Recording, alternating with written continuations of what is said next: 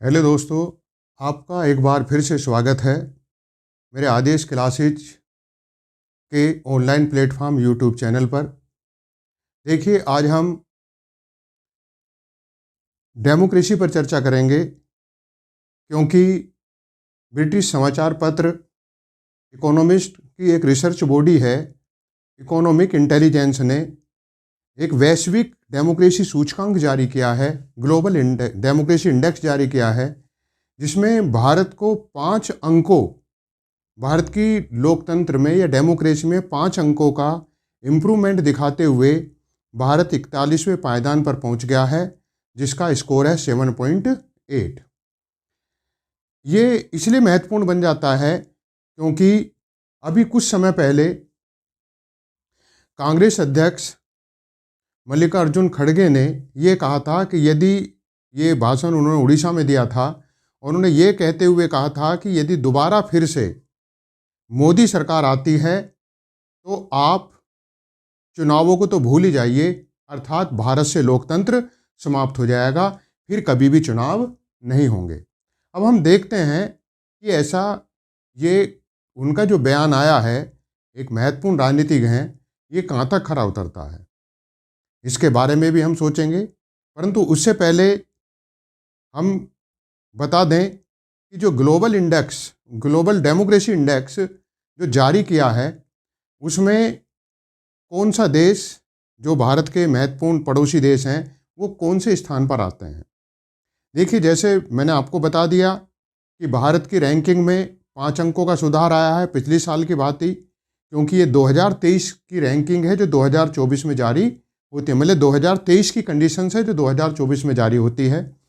देखिए, 2000, जब 2019 की मैं बात करूं, क्योंकि 2018 के रेस्पेक्ट में भारत की पोजीशन डेमोक्रेसी इंडेक्स में नीचे गई थी। उस समय इसकी रैंक थी 51, जबकि 2018 में पोजीशन अच्छी थी। परंतु 2019 के बाद धीरे धीरे रैंकिंग में सुधार होता गया और भारत 7.8 अंकों के साथ 41वें स्थान पर आ गया है, जबकि चीन जैसा देश 2.12 स्कोर के तहत 148वें स्थान पर है और पाकिस्तान 3.25 स्कोर के साथ 118वें स्थान पर है। इस ग्लोबल डेमोक्रेसी इंडेक्स में फर्स्ट पोजीशन पर नॉर्वे है, न्यूजीलैंड का स्थान दूसरा है, और आइसलैंड का स्थान तीसरा है, और स्वीडन का स्थान फोर्थ है। यदि हम नीचे से रैंकिंग की बात करें तो उत्तरी कोरिया का स्थान 167वां, म्यांमार का स्थान 166वां और अफगानिस्तान का स्थान 165वां है। जो टॉप कंट्रीज हैं, जो टॉप पोजीशन पर हैं, टॉप पोजीशन पर कौन कौन है? पहले स्थान पर कौन है? नॉर्वे। दूसरे स्थान पर कौन आता है? न्यूजीलैंड। तीसरे स्थान पर आइसलैंड, और फोर्थ स्थान पर है स्वीडन। और यदि हम बॉटम से देखें, इस सूचकांक में बॉटम पर देखें, तो सबसे निचला स्थान प्राप्त हुआ है बॉटम पोजीशन।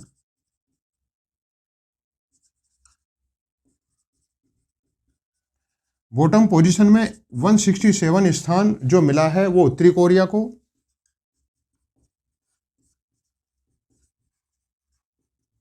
और 166वां स्थान है, जो 166वां स्थान प्राप्त होता है वो स्थान है म्यांमार को, और 165वां स्थान है अफगानिस्तान को। मतलब ये सोचिए कि इनकी यहाँ डेमोक्रेसी नाम मात्र के, अर्थात यहाँ पर क्या है? तानाशाही है, जिसे इंग्लिश में कह देते हैं ऑथोरिटेरियन, मतलब तानाशाही सिस्टम। चलो इसकी बात बाद में करते हैं, क्योंकि वो हम जब डेमोक्रेसी सूचकांक का, लोकतंत्र सूचकांक का हम वर्गीकरण पढ़ाएंगे। तो ये हो गया। भारत की पोजीशन क्या है? भारत की पोजीशन है 7 पॉइंट स्कोर के साथ 41वीं, और चीन की स्थिति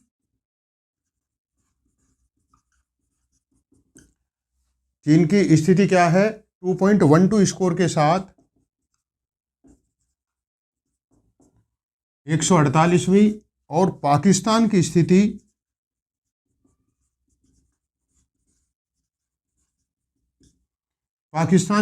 है 3.25 रैंक के साथ 118वीं। ये है। देखिए मैं आपको बता दूं, भारत जो आता है डेमोक्रेसी सूचकांक की, जो आता है खामियों वाले लोकतंत्र की श्रेणी में आता है, जिसे इंग्लिश में कहते हैं फ्लॉड डेमोक्रेसी। ये किस में आता है भारत? ये आता है खामियों वाले लोकतंत्र में, मतलब कि कमियां हैं लोकतंत्र में।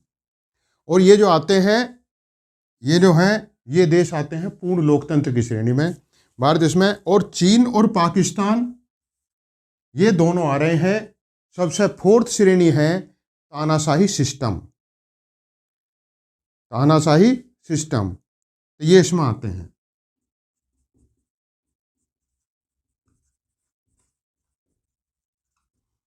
अब देखिए भारत की स्थिति खामियों वाले लोकतंत्र की है इसमें। अब मैं आपको बता दूं कि इसकी 4 कैटेगरी हैं। लोकतंत्र सूचकांक वर्गीकरण की कितनी है? 4 कैटेगरी। सूचकांक की 4 कैटेगरी हैं। एक तो है पूर्ण लोकतंत्र, फुल डेमोक्रेसी।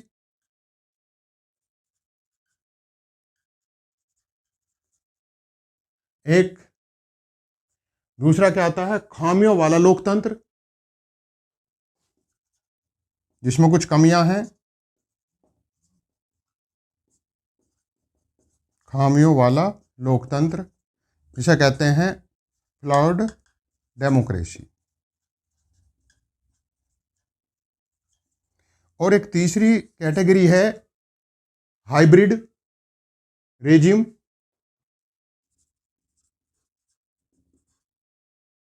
हाइब्रिड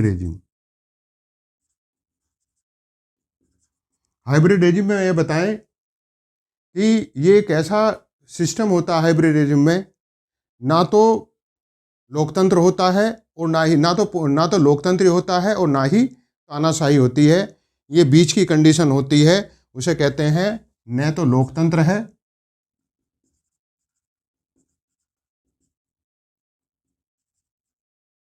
न तो लोकतंत्र का मतलब है लोकतंत्र का पूर्ण लोकतंत्र नहीं है, और न ही पूर्ण तानाशाही। बीच की कंडीशन है। और एक फोर्थ कंडीशन कौन सी हो जाती है? वो है तानाशाही सिस्टम, ऑथोरिटेरियन तानाशाही सिस्टम।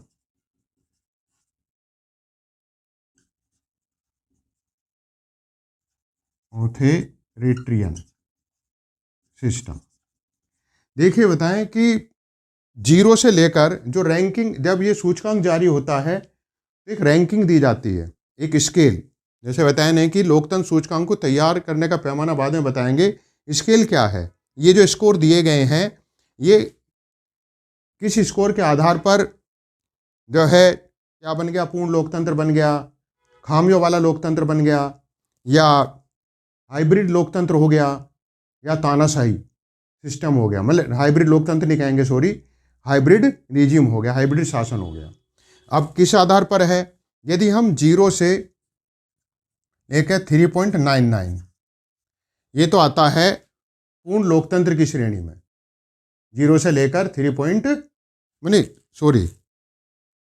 8 से मतलब आएगा 8 से लेकर 10 तक, ये पूर्ण लोकतंत्र है। जिनके अंक 8 से 10 हैं वो कहलाता है पूर्ण लोकतंत्र।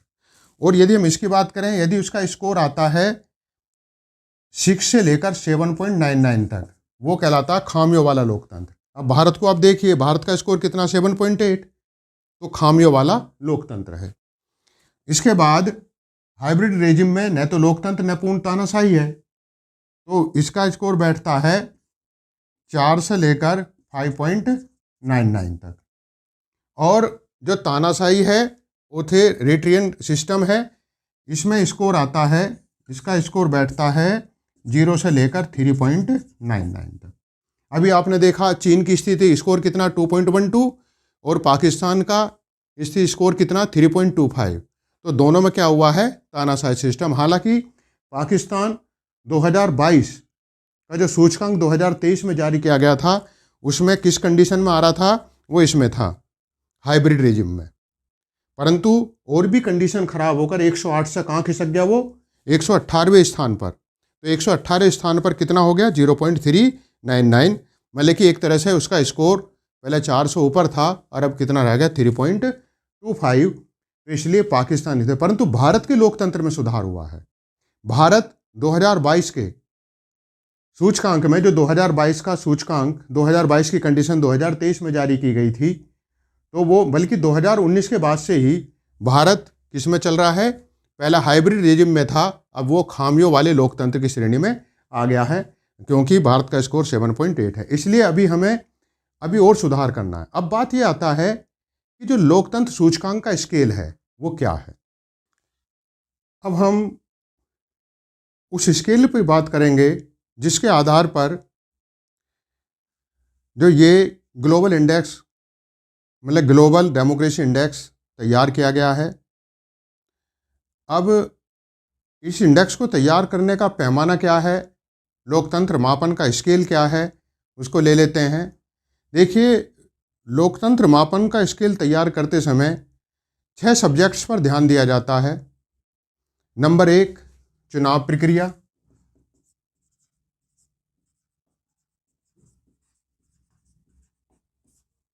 नंबर 1 क्या है, चुनाव प्रक्रिया, electoral process.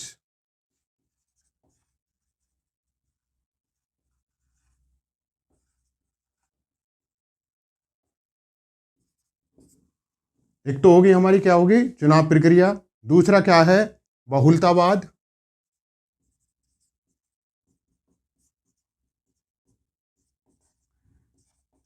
Pluralism.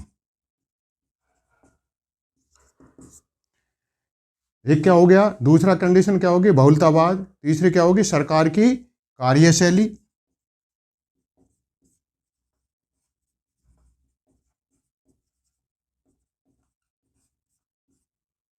The functioning of government.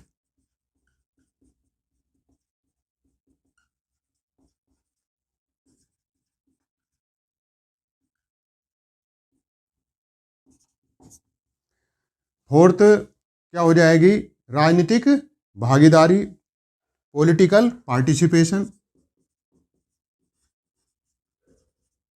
राजनीतिक भागीदारी,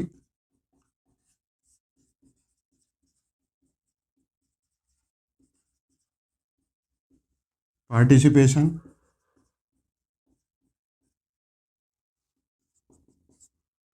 ये राजनीतिक भागीदारी हो गई। एक क्या है, राजनीतिक संस्कृति, पॉलिटिकल कल्चर।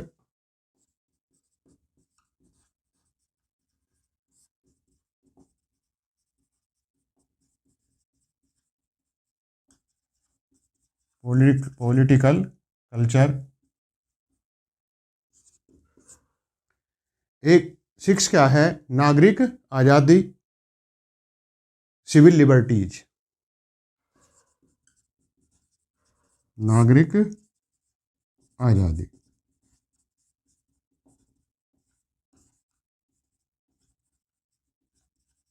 Civil liberties. चुनाव प्रक्रिया, देखिए चुनाव प्रक्रिया में क्या आता है कि जो आप जानते हैं कि भाई चुनाव प्रक्रिया में जो संस्था चुनाव कराती है उसे कहते हैं हम चुनाव आयोग, इलेक्शन कमीशन। यहाँ से ही शुरू हो जाती है चुनाव प्रक्रिया कि जो इलेक्शन कमीशन में मुख्य चुनाव आयुक्त, जो अन्य चुनाव आयुक्त हैं, उनको नियुक्त करने में किस प्रक्रिया का इस्तेमाल होता है, मतलब कि उसमें भी क्या एक डेमोक्रेटिक कंसेप्ट का इस्तेमाल किया जाता है या नहीं, वहाँ पे बात आती है। फिर यदि वहाँ पे हम चुनाव प्रक्रिया को हम निष्पक्ष स्वतंत्र रूप से चुनाव प्रक्रिया हो रही है कि जो व्यक्ति चुनाव आयोग के अंतर्गत आए हैं कि वास्तव में वो पूर्ण रूप से स्वतंत्र रह के काम कर पा रहे हैं या नहीं कर पा रहे हैं सरकार से स्वतंत्र रह के।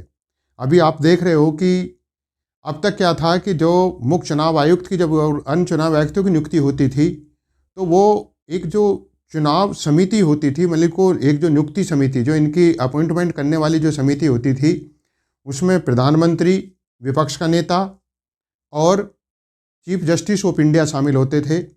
परंतु जो अब सरकार ने जो एक नियम बनाया है, जो अपॉइंटमेंट कमेटी का गठन किया है, उसमें से चीफ जस्टिस ऑफ इंडिया को हटाकर एक कैबिनेट स्तर का मंत्री उसमें ले लिया गया है। तो अब उसके अंदर क्या है, एक प्रधानमंत्री, एक कैबिनेट मंत्री और विपक्ष के नेता जो भी होगा उनको शामिल किया गया है, जिसके ऊपर काफ़ी अभी हाल ही में इस बात को लेकर जो है सुप्रीम कोर्ट में एक याचिका भी डाली गई थी इस अपॉइंटमेंट कमेटी को लेकर, परंतु उस याचिका को सुप्रीम कोर्ट ने खारिज कर दिया है।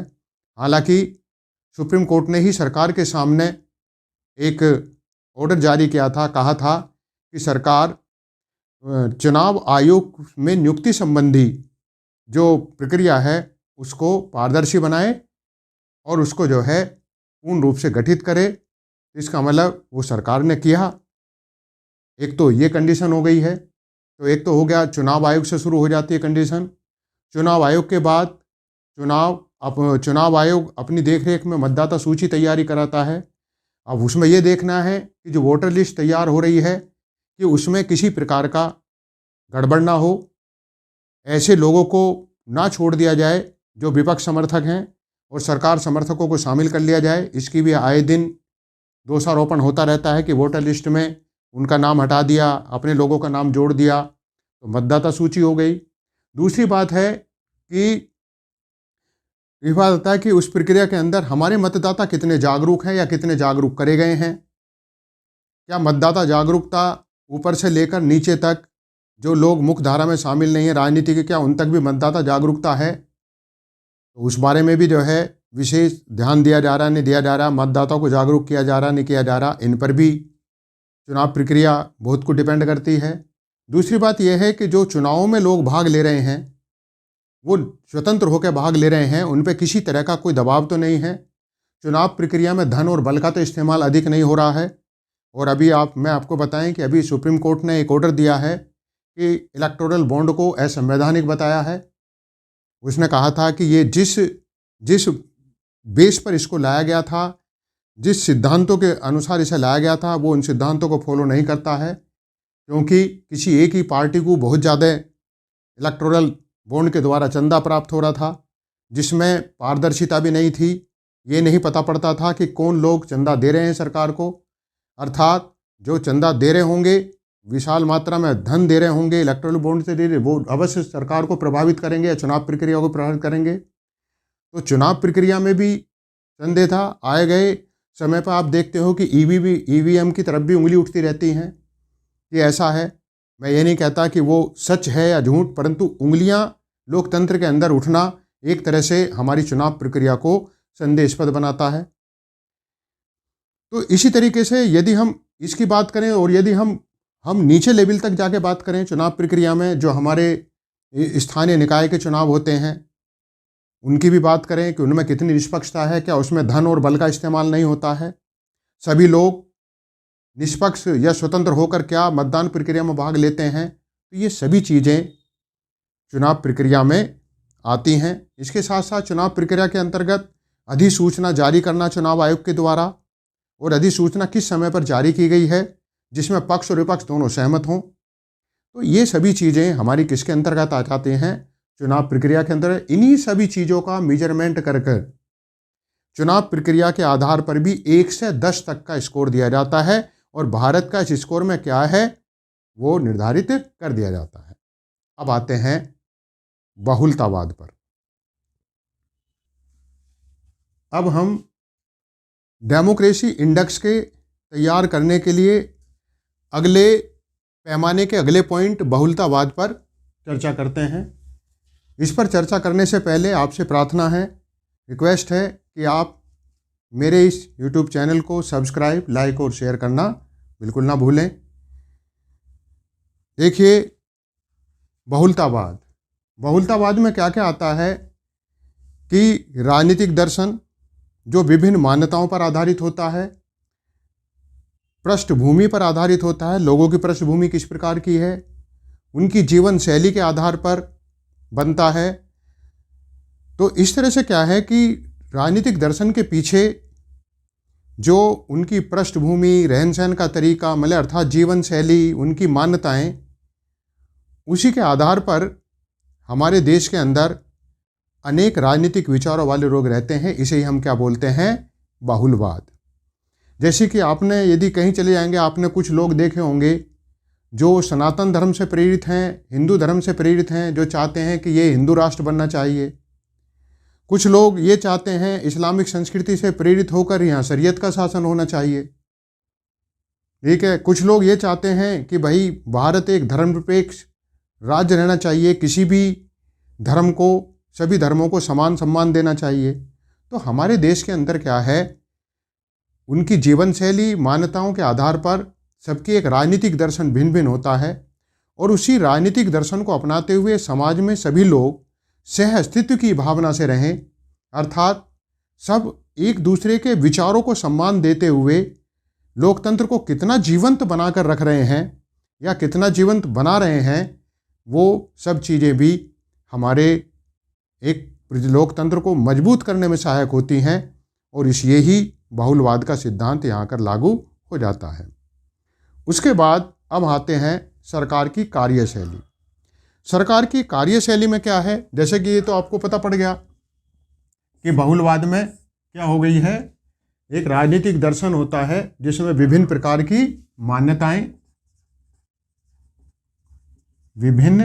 मान्यताएं, जीवन शैली,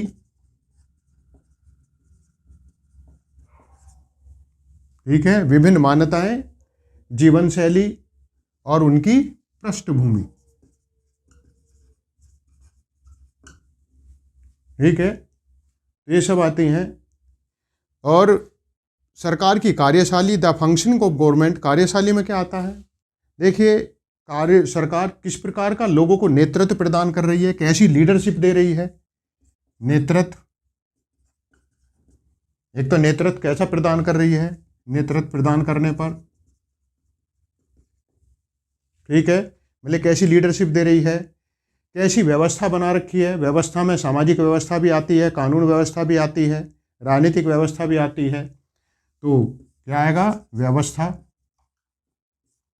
प्रदान करना। और तीसरा फंक्शनिंग में क्या आ जाता है इसमें? सार्वजनिक सेवाएं प्रदान करना। सार्वजनिक सेवाएं में क्या आता है? चिकित्सा सेवा, संचार सेवा, ठीक है, ट्रांसपोर्ट सेवा। ये किस तरह की सेवाएं प्रदान कर रही हैं? सार्वजनिक सेवाएं। ये बताती हैं कि किस प्रकार की सरकार की कार्यशैली है। राष्ट्रीय सुरक्षा,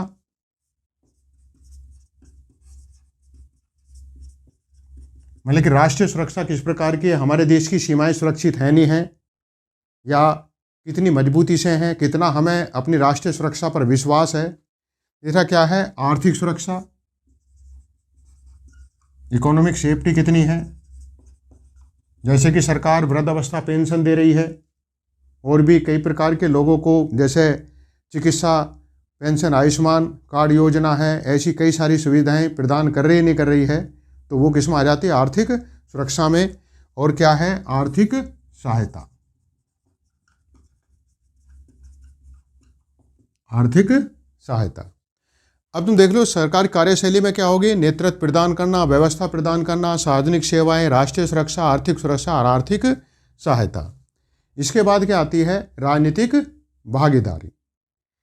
देखिए, सरकार की कोशिश है कि देश के अधिक से अधिक लोग मतदान करें, राजनीतिक प्रक्रिया में भाग लें, तभी ही देश क्या होगा? एक मजबूत लोकतंत्र की स्थापना कर सकता है। परंतु अभी भी हम देख रहे हैं, यदि हम स्थानीय स्तर की बात करें कि गांव में बहुत सी महिलाएं प्रधान नियुक्त हो जाती हैं, परंतु गांव का समस्त प्रशासन, समस्त नीति निर्माण कौन करते हैं? प्रधानपति। इसका मतलब क्या हुआ कि महिलाएं बेशक निर्वाचित हो रही हैं, परंतु वो राजनीतिक सक्रियता में भाग नहीं ले रही हैं। एक और कमी है उसमें, जैसे कि मैं लिखूं कि पहले ये देखना है कि राजनीतिक भागीदारी में क्या आती है। राजनीतिक भागीदारी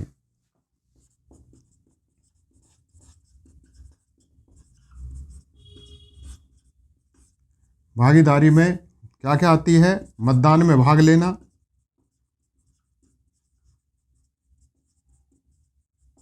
मतदान में भाग लेना, निर्वाचन में खड़े होना, मतलब कि जैसे कि स्थानीय निकाय के चुनाव में खड़ा होना, विधायक, और उसमें कितनी स्वतंत्रता है, तो क्या आती है, तो मतदान में भाग लेना, निर्वाचन प्रक्रिया में भाग लेना,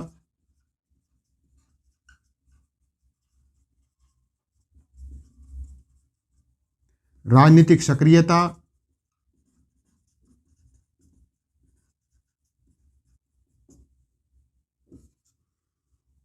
और राजनीतिक जागरूकता।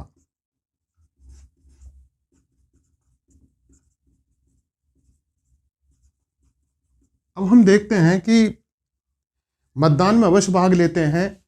हमारे देश के अधिकांश लोगों को तो यही नहीं पता होता कि अमुक पार्टी का क्या मैनिफेस्टो है और वो हमें 5 साल के लिए क्या देने जा रही है, उसका हम पर क्या प्रतिकूल या क्या अनुकूल प्रभाव पड़ेंगे, इस बारे में हमारे अधिकांश मतदाताओं को ज्ञान नहीं होता है। बल्कि और दूसरी बात क्या है, मैंने अभी आपको बताया कि निर्णय लेने की प्रक्रिया, यदि कोई महिला निर्वाचित भी हो जाती है, स्थानीय हो या किसी भी स्तर पर हो, तो अक्सर ये देखा गया है कि वो राजनीतिक प्रक्रिया में इतना बढ़ चढ़कर भाग नहीं ले पाती है। एक तो महिलाओं का प्रतिनिधित्व बहुत कम है, और जो प्रतिनिधि नियुक्त हो भी जाती हैं तो शायद बहुत ही कम महिलाएं स्वतंत्र राजनीतिक प्रक्रिया में भाग ले पाती हैं। गाँव में यदि कोई महिला प्रधान बनती भी है तो प्रधानपति ही निर्णय लेता है। तीसरा क्या है, मतलब वहाँ को छोड़ो, मैंने ब्लॉक प्रमुख या जो ब्लॉक प्रमुख हैं या जिला प्रमुख हैं वहाँ तक भी देखा, जिला पंचायत अध्यक्ष हैं, वहाँ पे अगर महिला निर्वाचित होगी तो वो भी स्वतंत्र निर्णय नहीं ले पाती है। दूसरी बात यह है कि हमारे यहाँ अधिकांश लोग राजनीतिक सक्रिय नहीं हैं, बड़ी दिक्कत है। मतदाता राजनीतिक सक्रियता में बहुत दूर हैं। कह देते हैं कभी कभी तो उनकी ये भी बातें रहती हैं कि हमें सरकार क्या दे रही है, क्योंकि उन लोगों को पता ही नहीं है कि 5 साल जिस सरकार को हम चुनकर भेज रहे हैं इसका हम पे किस प्रकार का सामाजिक, नैतिक और आर्थिक इम्पैक्ट पड़ने वाला है, उन्हें नहीं है ज्ञान। और राजनीतिक चेतना का भी अभाव है। देखा नहीं है कि अगर कोई, अब जैसे कि क्या है कि कोई भी सरकार है, मतलब कोई भी दल है, वो ऐसे लोक लुभावन नारे देता है कि तुम्हें ये चीज़ फ्री दी जाएगी, ये चीज़ फ्री दी जाएगी, परंतु एक बात सोचिए कि जो लोग फ्री दे रहा है वो लाएगा कहाँ से? अपने घर से तो ला नहीं सकता। इसका मतलब कहीं ना कहीं घुमा फिरा कर वो हमसे ही निचोड़ेगा, हमसे ही लेगा। तो कहते हैं कि कान को सीधा हाथ से पकड़ लो या आप घुमा के पकड़ लो, बात तो वहीं आनी है, तेल तो तिलों में से ही निकलना है। तो इसलिए राजनीतिक चेतना हमारे देश में बहुत कम है। ये भी हमारी डेमोक्रेसी को कहाँ ले आता है? खामियों में। जो मैं आपको ये सारी चीज़ें बता रहा हूँ सरकार की कार्यशैली के अंतर्गत या राजनीतिक भागीदारी के अंतर्गत, ये हमारी बहुत बड़ी खामियां हैं। अब आते हैं राजनीतिक संस्कृति। देखिए संस्कृति क्या होती है? संस्कृति दिखाई नहीं देती है। संस्कृति एक अमूर्त धारणा है।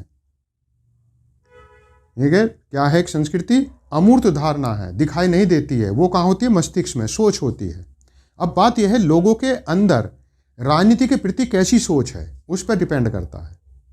तो जैसे मैंने आपको बताया कि राजनीतिक सोच जो है इस बात पर डिपेंड करती है कि वे लोग देश के विकास, मतलब एक तरह से देश को आगामी समय में कहाँ पर देखना चाहते हैं, और ऐसा वहाँ पर पहुँचाने के लिए उनकी एक राजनीतिक सोच कैसी होनी चाहिए, इस तरह का बहुत बड़ा प्रभाव मैंने पढ़े लिखों में भी कम देखा है। जैसे कहने लगे कि भारत को एक डेवलप कंट्री बनाना है, अगर हमसे पूछा जाए कि ऐसी कौन सी नीतियाँ तैयार होनी चाहिए, ऐसा क्या होना चाहिए राजनीति के अंतर्गत, या राजनीतिक नियंताओं को ऐसी क्या नीतियाँ तैयार करनी चाहिए ताकि हमारा देश शीघ्र ही विकसित राष्ट्र बन जाए, शायद ऐसी राजनीतिक सोच, ऐसे विचार आर्थिक नीतियों के प्रति, सामाजिक और सांस्कृतिक नीतियों के प्रति बहुत कम लोगों के अंदर है। और इसी वजह से इस राजनीतिक संस्कृति के अभाव में ही हम अपने लोकतंत्र को एक पूर्ण लोकतंत्र में नहीं बना पाए हैं। 75 वर्षों के अंतराल के बाद भी हमारा लोकतंत्र क्या है, खामियों से भरा हुआ है। जैसे कि मैं कभी एक बहुत लोगों को, पढ़े लिखे लोगों को सुनता हूँ, वो कहते हैं कि जितनी संख्या उतनी ही सरकार में क्या होनी चाहिए, भागीदारी। बस उनकी क्या है, एक उनका केंद्रण कहाँ हो गया, जाति के अनुसार। उनकी ये सोच नहीं है कि हमारा निर्वाचित प्रतिनिधि कैसी सोच का हो, कैसे विचार का हो, इससे उनका कोई उद्देश्य नहीं है। बस ये है कि जितनी हमारी संख्या उतनी हमारी भागीदारी। अब उनसे ये पूछो कि संख्या के अनुसार भागीदारी मिल जाएगी, उसका तुम्हें कौन सा लाभ होने वाला है। ऐसी सोच मैंने पढ़े लिखों जो बोलते हैं, मैंने उनको भी देखा है। तो इसलिए क्या है कि राजनीतिक संस्कृति का अभाव है। आजकल हम जो पार्टियां भी सभी और हम भी जाति आधारित और धर्म आधारित वोट देते हैं। हमारी सोच एक बनी हुई है। जहां एक सामंतवाद समाप्त हुआ, फ्यूडलिज्म समाप्त हुआ, वहां आजकल हम एक राजनीतिक सामंतवाद को जन्म दे चुके हैं। आज हम ये देखते हैं कि हमारी जाति का व्यक्ति कब उस मुख्यमंत्री बने या कब प्रधानमंत्री बने। तो ये क्या हुई, एक हमारी राजनीतिक संस्कृति गड़बड़ा गई है। ये बहुत बड़ी खामी है जो हमारे लोकतंत्र को खामियों वाले लोकतंत्र के अंतर्गत रही है। और 75 साल में ये हमारी सबसे बड़ी समस्या भी है, जो आज हम उस उपलब्धि को हासिल नहीं कर पाए हैं जो एक पूर्ण लोकतंत्र में पाई जाती है। उसके बाद क्या आते हैं, ये आती है हमारी नागरिक आज़ादी। देखिए, नागरिक आज़ादी हमारे संविधान में देने की कोशिश की गई है राजनीतिक, आर्थिक और सामाजिक लोकतंत्र के माध्यम से। राजनीतिक लोकतंत्र के माध्यम से सामाजिक स्वतंत्रता, नागरिक स्वतंत्रता हमें दी गई हैं फंडामेंटल राइट्स के द्वारा, जैसे कि समानता का अधिकार 14 से लेकर कहाँ तक है, 19 तक, मतलब 18 तक। स्वतंत्रता का अधिकार 19, 20, 21, 22 तक। शोषण के विरुद्ध अधिकार 23, 24 तक। इसी तरह से क्या, धार्मिक स्वतंत्रता का अधिकार, तो अपनी संस्कृति के प्रसार का अधिकार, संवैधानिक उपचारों का अधिकार, वो हमें किसको देते हैं, नागरिक आज़ादी की तरफ हमें ले जाते हैं। और ये कितने प्रबल तरीके से या कितने प्रभावी तरीके से लागू हैं, इस बात पर भी हमारे लोकतंत्र की प्रोग्रेस डिपेंड करती है। तो मैंने आपको ये सारे टॉपिक बताए, इन्हीं के आधार पर ये डेमोक्रेसी सूचकांक तैयार किया गया है। और क्योंकि मैंने आपको इसके साथ साथ मैंने आपको दोष भी बताए, खामियां भी बताई हैं इन सब के पॉइंट वाइज, उन्हीं कारणों से जो है हम पूर्ण लोकतंत्र का दर्जा नहीं पा सके हैं। हालांकि हमने काफ़ी प्रोग्रेस की है, हमारी जो स्कोर है 7.8 के इक्वल है, परंतु जहां हम पीछे हैं, किन कारणों से पीछे हैं, वो खामियां मैंने आपको बताई हैं। इसलिए हम खामियों वाले लोकतंत्र में रह रहे हैं, जिसे फ्लॉड डेमोक्रेसी कहा जाता है। इसी के साथ मैं अपने इस टॉपिक को ख़त्म करता हूँ, समाप्त करता हूँ। और आशा है कि आपको अच्छे ढंग से समझ में आया होगा। और ये प्री के हिसाब से भी और मेंस के हिसाब से भी बड़ा बेस्ट टॉपिक है, जिसकी आने की संभावना बहुत अधिक है। चाहे वो राज्य लोक सेवाएँ हो या संघ लोक सेवाएँ हो, क्वेश्चन यहाँ से अवश्य बनेंगे। और क्वेश्चन भी किस तरह के बनेंगे, भाई भारत की कौन सी रैंक आई है, खामियों वाले मेंस के हिसाब से क्या बनेगा कि हम खामियों वाले लोकतंत्र में क्यों हैं, वो सारे कारण बताए मैंने आपको। इसलिए आशा है कि आप इसे अच्छे ढंग से समझ में होंगे और प्रैक्टिस करना प्री के क्वेश्चन बनाने की इसमें से और मेंस क्वेश्चन को लिखने की। Thank you. जय हिंद।